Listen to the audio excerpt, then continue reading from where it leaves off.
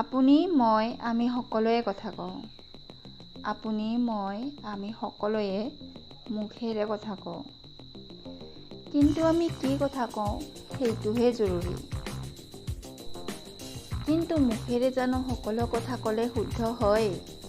আমি শব্দৰ জৰিয়তে যিবোৰ কথা কওঁ সেই শব্দৰ পৰা আমি মানুহৰ লগত জীৱনভৰৰ কাৰণে ভাল সম্পৰ্ক ৰাখিব পাৰোঁ। আৰু কথা ক'ব নাজানিলে সম্পৰ্ক এটা জীৱনভৰৰ কাৰণে বেয়া হ'ব পাৰে।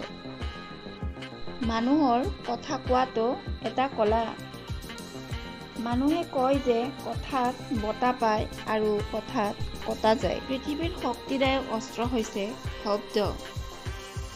শব্দ এনেকুৱা এটা অস্ত্ৰ, যদি সঠিক সময়ত সঠিক ধৰণেৰে ব্যৱহাৰ কৰিব জনা যায়, তেতিয়া আপোনাৰ জীৱনৰ গোটেই পৃথিৱীখনেই সলনি কৰি ল'ব পাৰি। ইচ্ছা কৰিলে শব্দ প্ৰাকৃতিক দৃশ্যৰ নিচিনা গঢ়িব পাৰি, অথবা তীৰৰ নিচিনাও হ'ব পাৰে।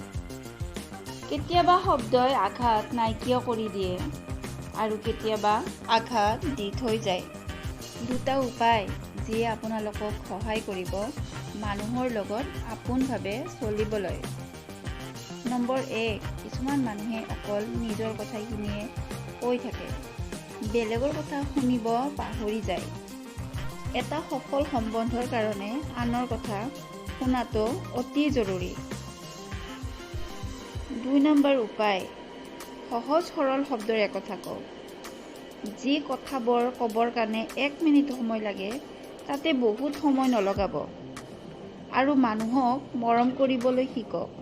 তেতিয়াহে মানুহক মনৰ পৰা ভাল আৰু শুদ্ধ কথা ক'ব পাৰিব।